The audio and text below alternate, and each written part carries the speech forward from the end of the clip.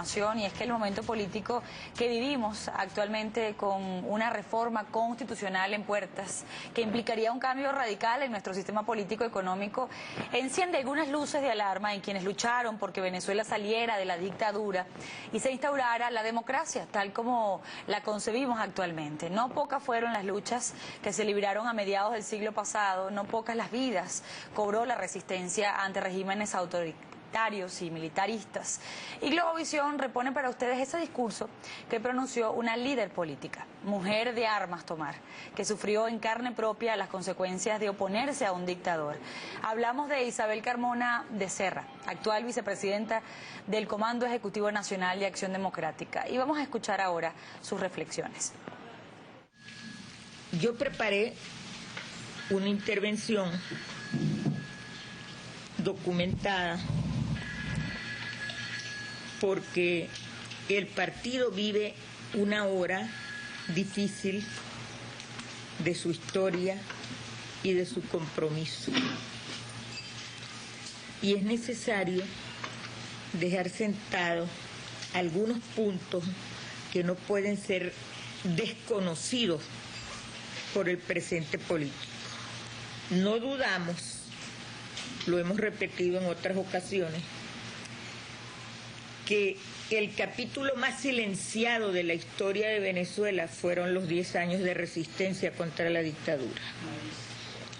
Imagínense ustedes que ahora es cuando a mí me han puesto a figurar, o sea, no me han puesto porque yo en la calle he actuado por mi cuenta, pero el liderazgo que ahora se me reconoce, mucha gente todavía me dice, ¿dónde estaba usted, compañera, que yo nunca la había visto? Entonces, eso da la medida de lo que fue esa historia y de cómo hoy estamos pagando el precio de su sepultura, porque nadie sabe lo que se pagó para que la democracia naciera. Si supiéramos eso, no nos las hubiéramos dejado arrebatar tan rápido. Ella fue imaginada por los filósofos de la Ilustración antes que experimentada. De manera que, fundada en la filosofía de la libertad, en el valor del hombre libre como fundamento del orden político, así se establece la democracia, pero no la habían vivido. Para nosotros, a diferencia de los filósofos de la Ilustración, la democracia está en nuestra memoria.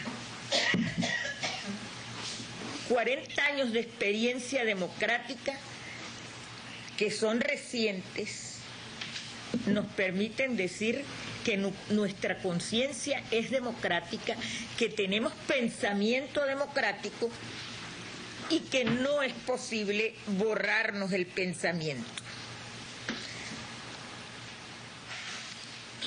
Tenida como una forma de gobierno y una manera de vivir, fue en el siglo pasado y sigue siendo en el presente siglo el único principio de legitimación del poder. Todas las arquitecturas políticas que se configuran desde su nacimiento o en sus reformas tratan de revestirse de democráticas para poder justificar la legitimidad de sus mandatos, aun cuando ellos no sean sino democracias de fachada. La democracia no es un dogma, la democracia es un movimiento. El sueño democrático será siempre una utopía.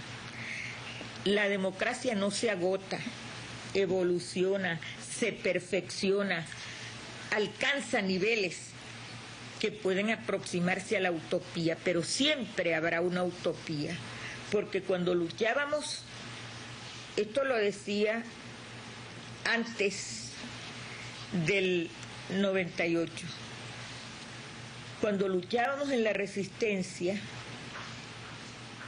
el sueño democrático era la conquista de las libertades públicas. Después, en los 40 años de democracia, era la justicia social el sueño democrático.